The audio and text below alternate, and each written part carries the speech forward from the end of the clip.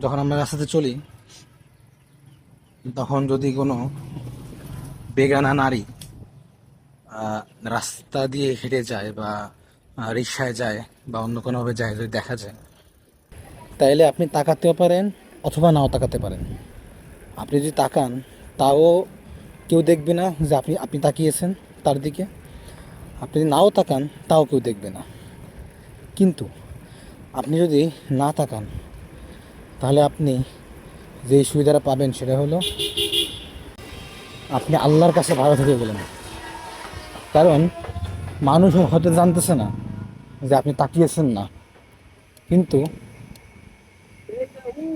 আপনার রব আল্লাহ সুবহানাহু ওয়া তাআলা তিনি সব দেখতেছেন। তিনি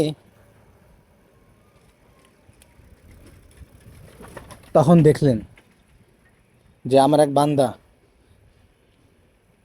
তার সুযোগ ছিল যে রাস্তা দিয়ে একটা বেগানা নারী যাচ্ছে, তার দিকে তাকানোর সুযোগ ছিল, কিন্তু সে আমার ভয়ে তাকালো না। আপনি আল্লাহর কাছে ভালো হয়ে গেলেন। আমাদের সমাজে আমরা মানুষের কাছে মানুষ ভালো হওয়ার জন্য অনেক কিছু করে, কিন্তু আল্লাহর কাছে ভালো হওয়ার জন্য আমাদের তেমন কোনো প্রচেষ্টা দেখা যায় না। এরকমভাবে আমরা প্রতিনিয়ত আমাদের অন্তর পরিষ্কার রেখে আল্লাহ তাআলার কাছে ভালো হতে পারি। এরকম সুযোগ আমাদের কাছে অহরহ আসে। আমরা একা একা বসে যখন ফোন চাপি তখন হতে পারে, আমরা যখন বাসে উঠি বা যখন চলাফেরা করি, তখন